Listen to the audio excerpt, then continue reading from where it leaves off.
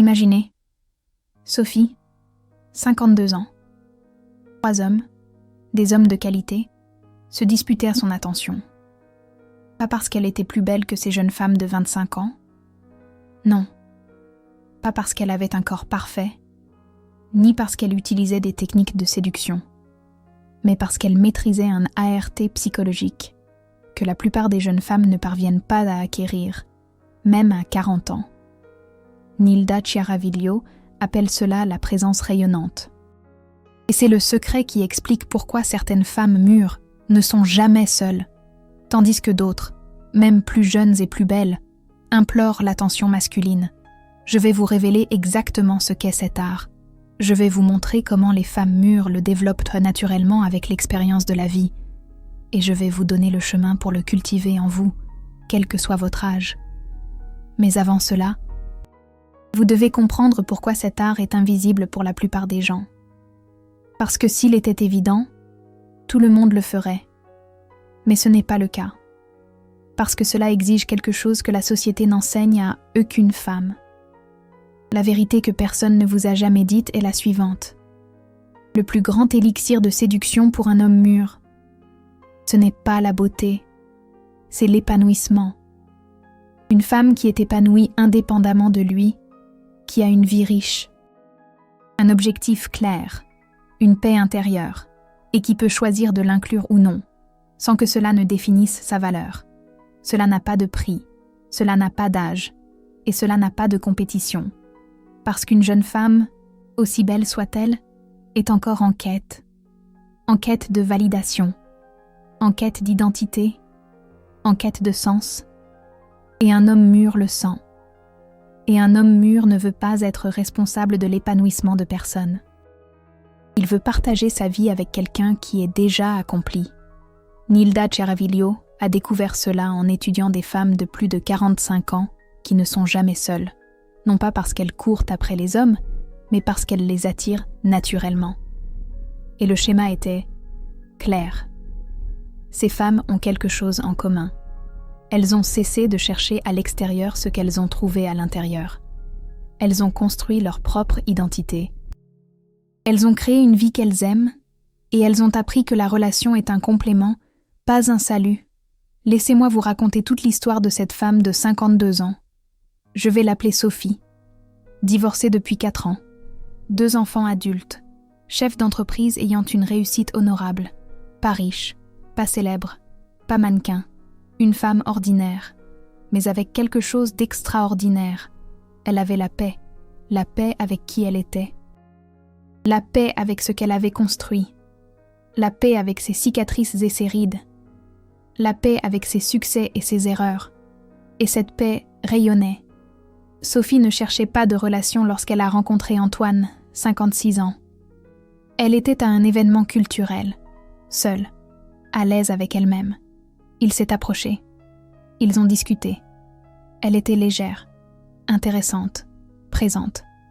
Mais quand il a demandé son numéro, elle a dit « Écoutez, je suis dans une très bonne phase de ma vie. Je ne sais pas si j'ai de la place pour une relation maintenant. Mais si vous voulez échanger nos coordonnées comme amis, sans attente, j'accepte. » Antoine était déconcerté.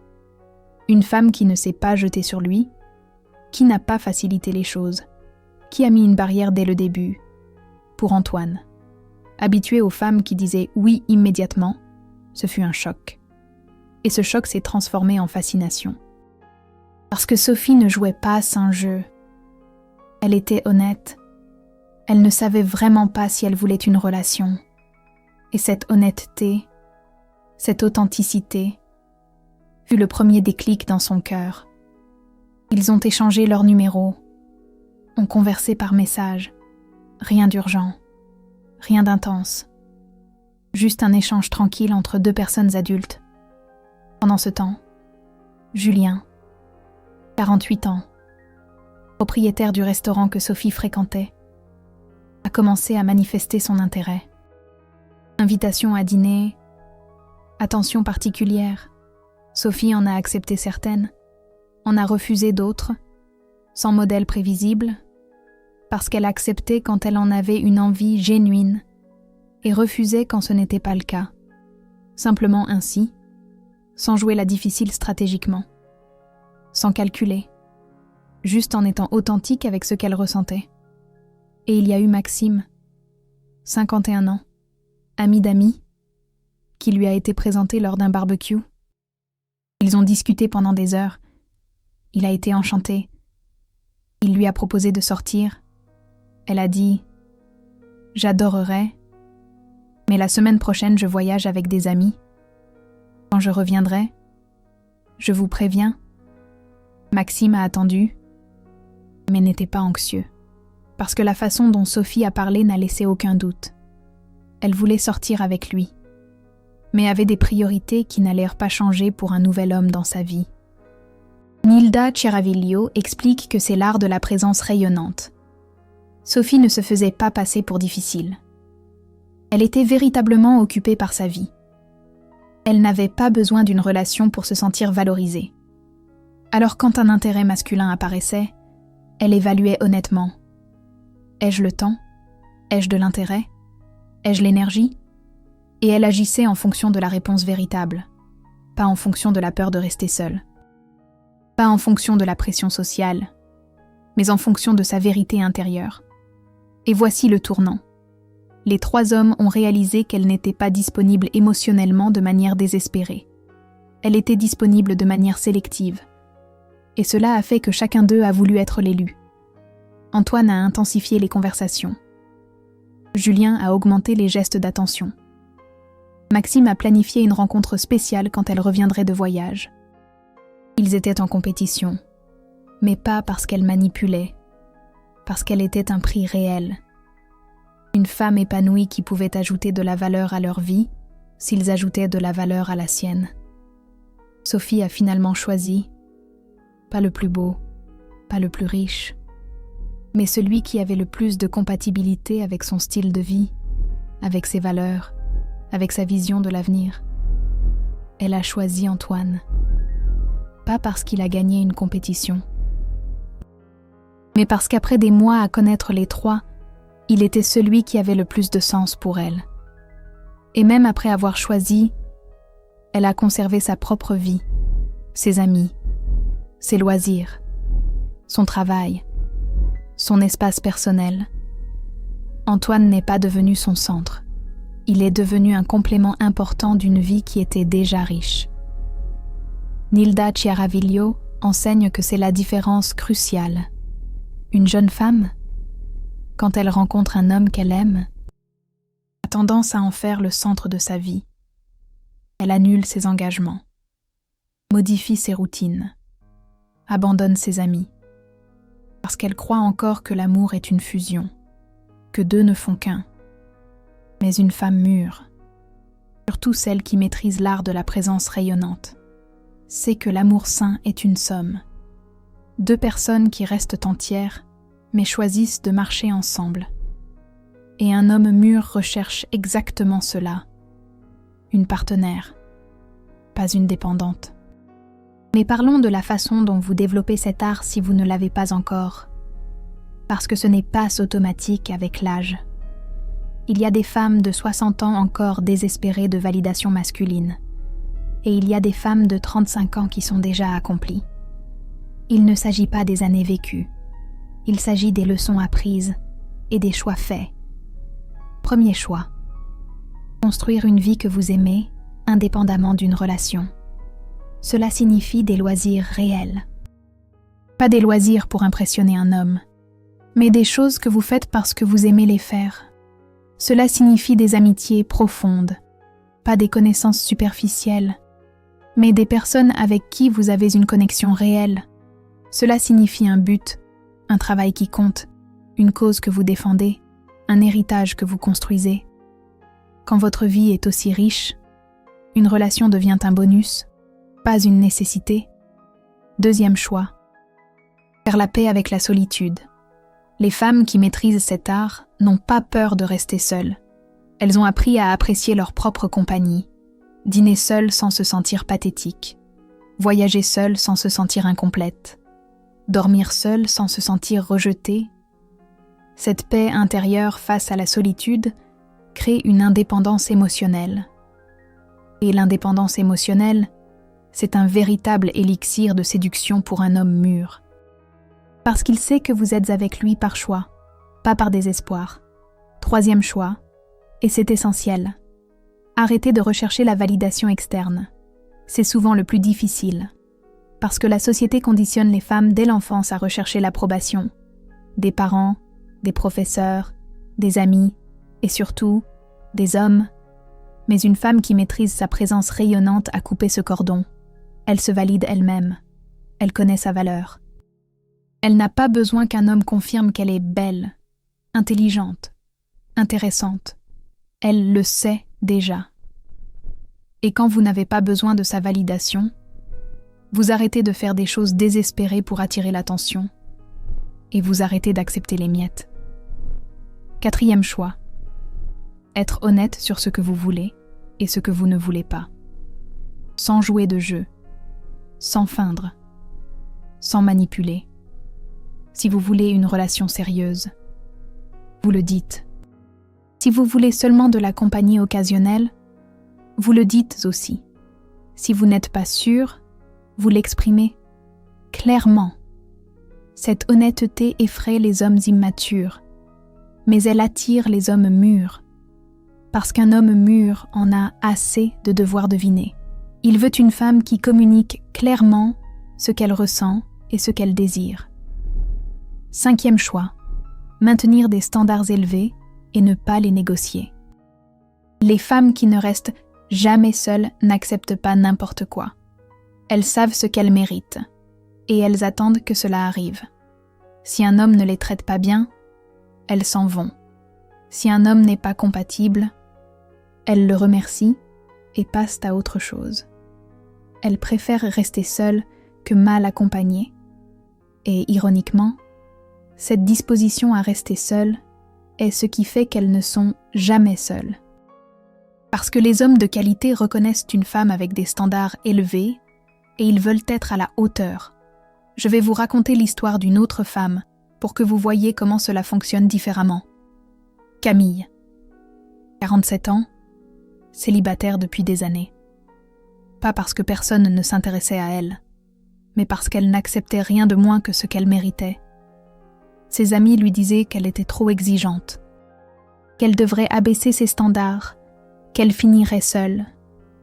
Camille écoutait et ignorait, parce qu'elle avait une clarté totale sur ce qu'elle voulait. Elle voulait un homme émotionnellement mûr, financièrement stable, qui valorise la famille, qui est un but dans la vie, et elle n'allait pas s'accepter moins juste pour ne pas rester seule. Pendant des années, Camille a rencontré des hommes. Certains étaient intéressants, mais avec des défauts qu'elle ne voulait pas tolérer. L'un était jaloux, l'autre était avare, un autre traitait mal les serveurs, un autre parlait mal de son ex. Camille mettait fin à la relation dès le premier ou le deuxième rendez-vous, sans drame, sans longues explications. Simplement, je ne vois pas de compatibilité. Merci pour cette soirée. Et elle continuait sa vie.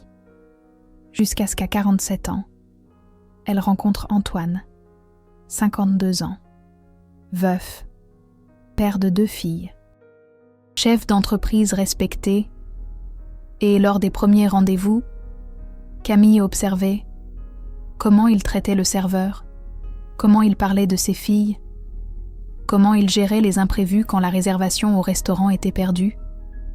Tout ce qu'elle observait confirmait une chose. Cet homme a du caractère. 3 mois plus tard, ils sortaient ensemble sérieusement. 6 mois plus tard, ils vivaient ensemble. 1 an plus tard, ils étaient mariés. Les amis qui disaient qu'elle finirait seule l'ont vue se marier avec un homme que la plupart des femmes rêveraient de rencontrer. Parce que Camille n'a pas accepté moins que ce qu'elle méritait. Et quand le bon est apparu, elle l'a reconnu. Nilda Chiaraviglio appelle cela la patience stratégique. Vous n'attendez pas passivement. Vous vivez pleinement. Mais vous ne vous contentez pas de ce qui est inadéquat juste pour combler un vide. C'est Nilda Chiaraviglio qui le dit. Et voici une révélation importante. Les femmes qui maîtrisent cet art n'ont pas peur de rejeter, ni d'être rejetées. Camille a rejeté des dizaines d'hommes qui n'avaient pas ce qu'elle recherchait, et elle a été rejetée par certains qui l'ont trouvée trop difficile. Et elle était en paix avec les deux situations, parce qu'elle comprenait que le rejet est un filtre, pas un échec. Quand vous rejetez un homme incompatible, vous vous protégez. Quand vous êtes rejeté par un homme qui ne vous valorise pas, vous êtes épargné. Laissez-moi vous montrer ce qui arrive quand une femme essaie de forcer cet art sans avoir fait le travail intérieur. Sophie, 43 ans, elle a entendu parler de l'indifférence stratégique, de faire attendre les hommes, de ne pas paraître désespérée, et elle a essayé d'appliquer cela comme une technique. Elle a rencontré un homme qui lui plaisait, il l'a invitée à sortir. Elle a dit qu'elle était occupée alors qu'elle était libre. Il a insisté. Elle a continué à dire qu'elle n'avait pas le temps, pendant 3 semaines, jusqu'à ce qu'il abandonne. Sophie était dévastée. Mais pourquoi a-t-il abandonné si elle faisait tout bien ? Parce qu'elle appliquait une technique sans avoir la substance derrière. Elle feignait d'être occupée. Elle feignait de ne pas avoir besoin de lui. Elle feignait d'être une femme épanouie. Mais à l'intérieur, elle était désespérée. Et les hommes le sentent. Son énergie était celle d'un jeu, pas celle de l'authenticité. Si elle avait vraiment été occupée avec une vie riche, elle aurait dit « Je suis occupée cette semaine, mais la semaine prochaine je suis libre, ça te dit ?» Mais elle était en train de tester, de manipuler, et la manipulation éloigne les hommes mûrs. Nilda Chiaraviglio est claire à ce sujet. Les techniques sans transformation interne ne fonctionnent pas. Vous ne pouvez pas feindre la présence rayonnante. Vous devez la cultiver. Et vous la cultivez en construisant une vie réelle. Pas une vie d'Instagram. Une vie qui, quand vous vous réveillez le matin, vous donne envie de vivre, même s'il n'y a pas d'homme. Quand vous atteignez ce point, vous irradiez quelque chose.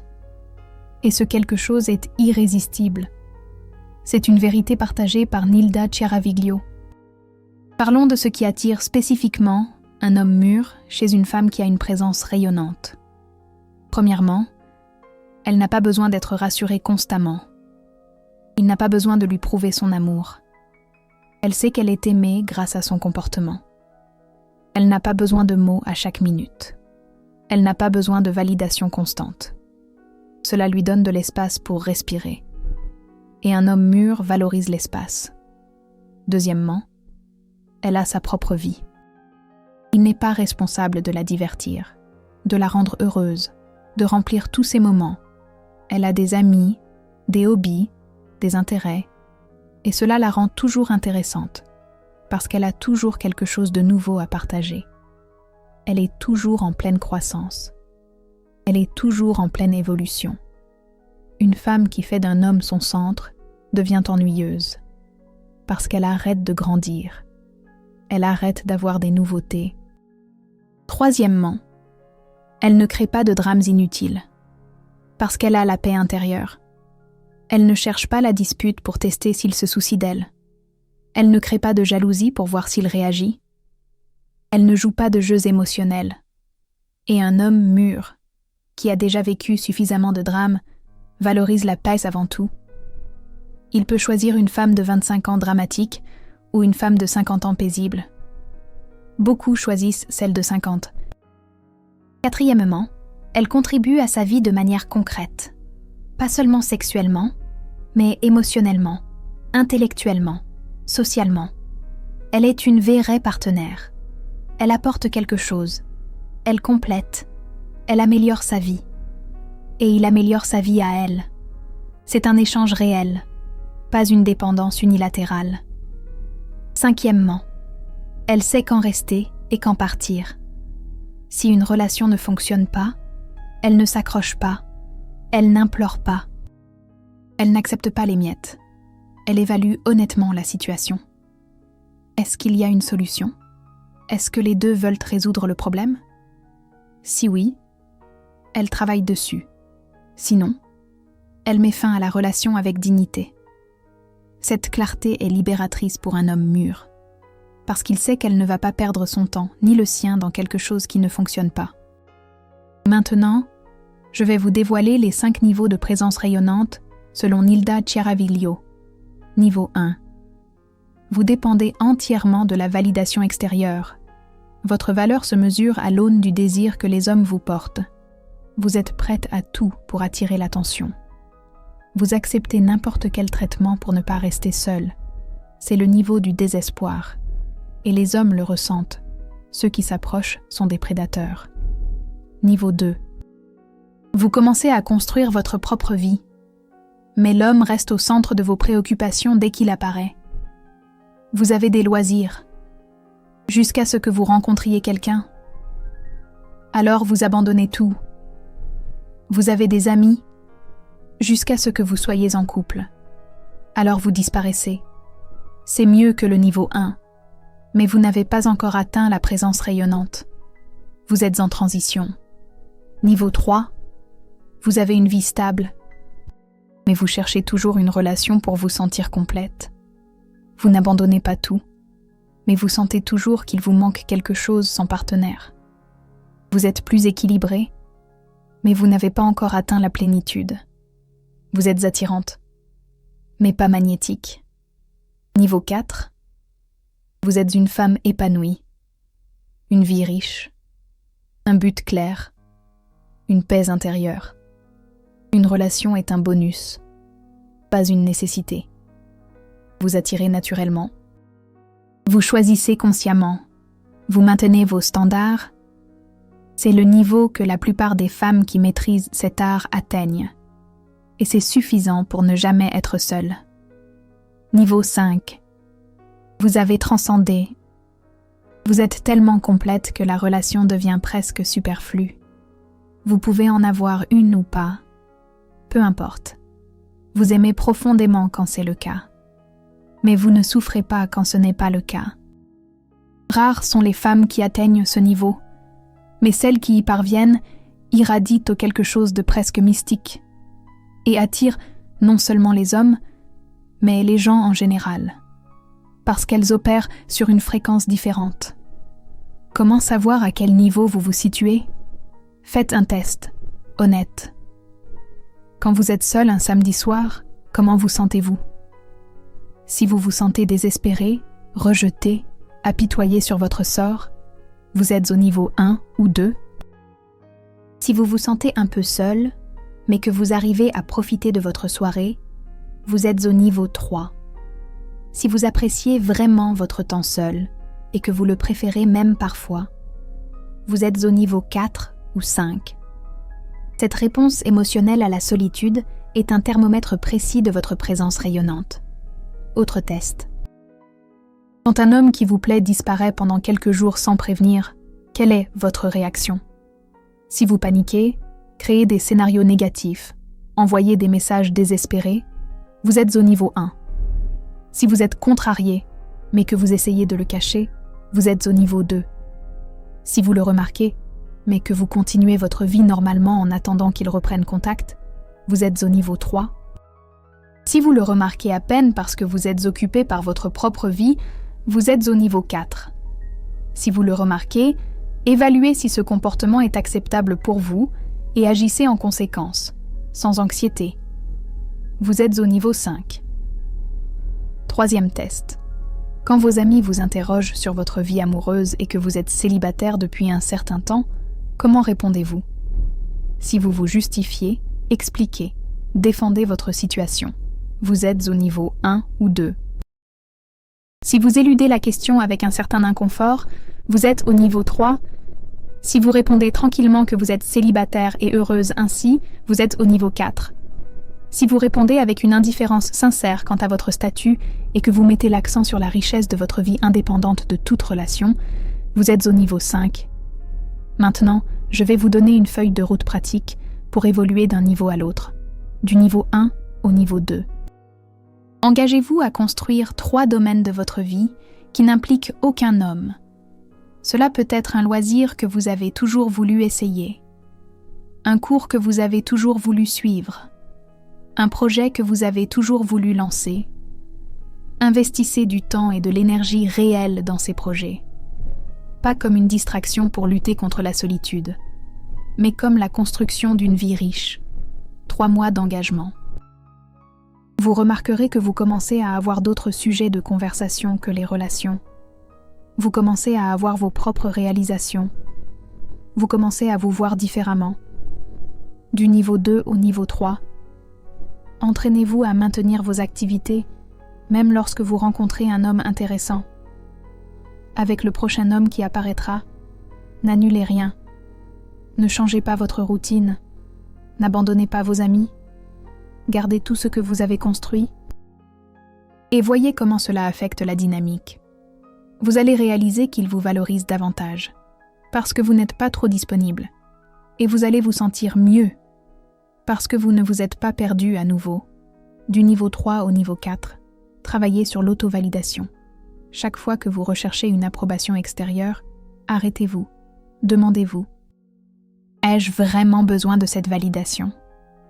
Que se passe-t-il si je ne l'ai pas ? Entraînez-vous à vous complimenter, à célébrer vos propres victoires, à reconnaître votre propre valeur, sans avoir besoin que personne ne vous le confirme. 6 mois de cet exercice régulier transforment de votre façon de vous connecter au monde. Du niveau 4 au niveau 5, lâchez complètement le résultat. Vous êtes déjà une femme épanouie. Il s'agit maintenant de transcender le besoin de contrôler. Vous pouvez désirer une relation, mais vous n'en avez pas besoin. Vous pouvez préférer la compagnie, mais vous n'en dépendez pas. Ce niveau est synonyme de paix profonde avec ce qui viendra et d'acceptation sincère du fait que vous allez bien, quoi qu'il arrive. C'est un travail de plusieurs années, mais il transforme tout. Maintenant, les erreurs fatales qui détruisent la présence rayonnante, même chez les femmes qui l'avaient déjà atteinte. Erreur fatale numéro 1. Abandonner sa propre vie quand l'homme idéal apparaît.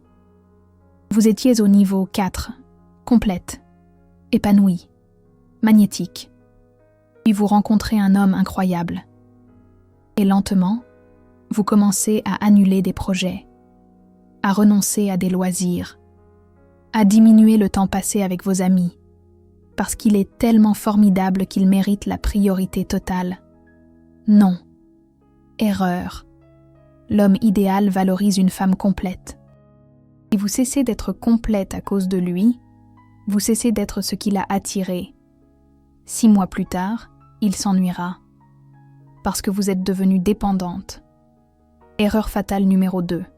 Acceptez les miettes d'un homme qui ne vous convient pas, parce que vous avez peur de la solitude temporaire. Vous avez construit votre présence rayonnante. Mais un homme qui vous maltraite apparaît, ou qui est incohérent, ou qui n'est pas disponible émotionnellement. Et vous l'acceptez. Parce que vous raisonnez, mieux vaut ça que rien? Non. Cette erreur détruit la présence rayonnante plus rapidement que toute autre chose. Parce que lorsque vous acceptez moins, vous vous dites que vous ne méritez pas plus. Et cela ronge l'estime de soi que vous avez construite. Erreur fatale numéro 3. Se comparer à des femmes plus jeunes. Vous avez 50 ans. Il en a 52. Et vous remarquez qu'il regarde une femme de 30 ans. Et vous paniquez. Vous commencez à essayer de rivaliser. Des vêtements plus jeunes, des procédures esthétiques désespérées, un comportement qui n'est pas authentique. Vous avez perdu votre présence rayonnante. Parce que la présence rayonnante inclut l'acceptation de l'âge, inclut les cicatrices, inclut les rides. Quand vous êtes en compétition avec des jeunes, vous avez déjà perdu. Parce que vous êtes dans le mauvais jeu, votre jeu est différent. C'est la profondeur. C'est la sagesse. C'est la paix. Jouez votre jeu. Erreur fatale numéro 4. Se justifier d'être seul. Quelqu'un vous demande pourquoi vous n'avez pas de petit ami. Et vous vous mettez à expliquer. Que les hommes sont difficiles. Que vous êtes exigeante. Que vous n'avez pas encore trouvé la bonne personne. Plus vous vous justifiez, plus vous communiquez de l'insécurité. Une femme avec une présence rayonnante ne se justifie pas. Elle est en paix. Si quelqu'un la questionne, elle répond Je suis célibataire. Et change de sujet. Point final. Sans explication, sans défense, sans anxiété. Erreur fatale numéro 5. Recherchez une relation pour résoudre un problème interne. Vous êtes malheureuse au travail, ou financièrement, ou au niveau de votre santé. Et l'on se dit, une relation va me rendre heureuse, elle va me donner de la motivation, elle va m'apporter un soutien. Non, une relation ne résout pas les problèmes internes, elle ne fait que les masquer temporairement. Et quand le masque tombe, le problème est toujours là. Pire, vous avez créé une dépendance émotionnelle envers quelqu'un. Réglez vos problèmes internes d'abord. Construisez une vie qui fonctionne, seule.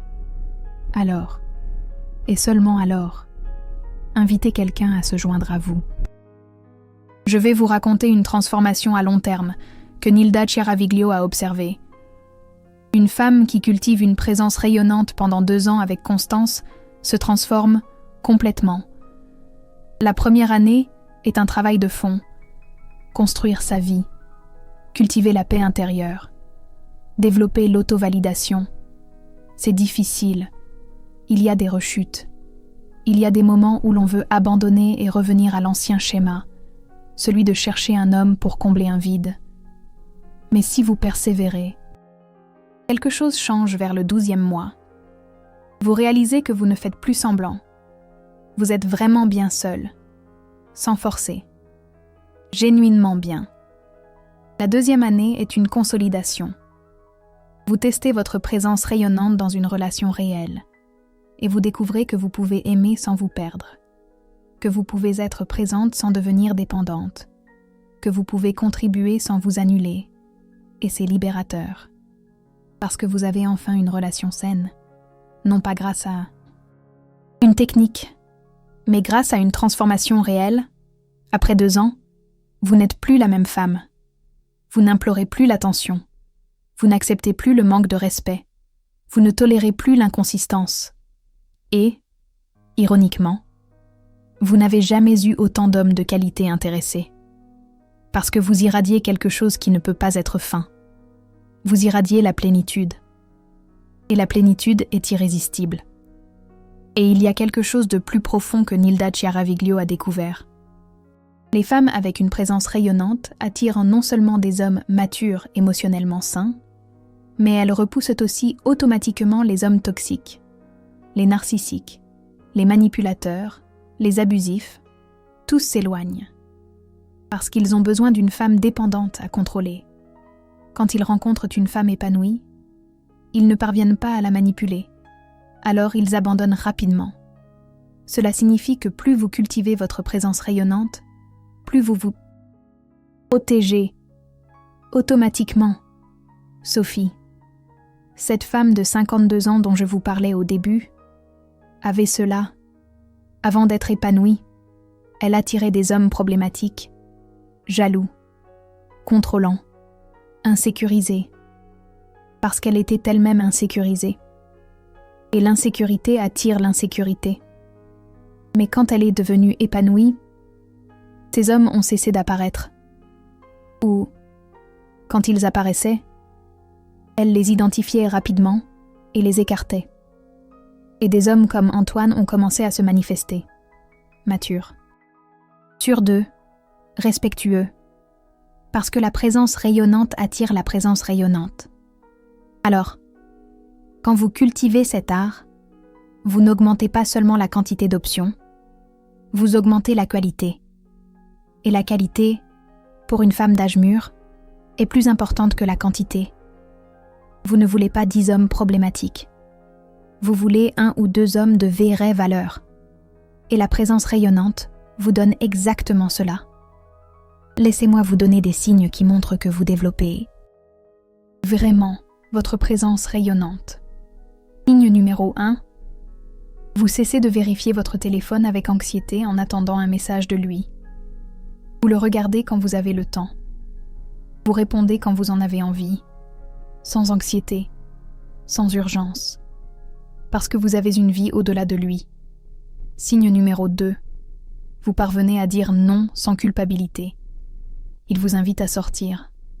Vous êtes fatigué. Vous dites « Pas aujourd'hui, j'ai besoin de me reposer », sans vous justifier, sans avoir l'impression que vous allez le perdre à cause de cela.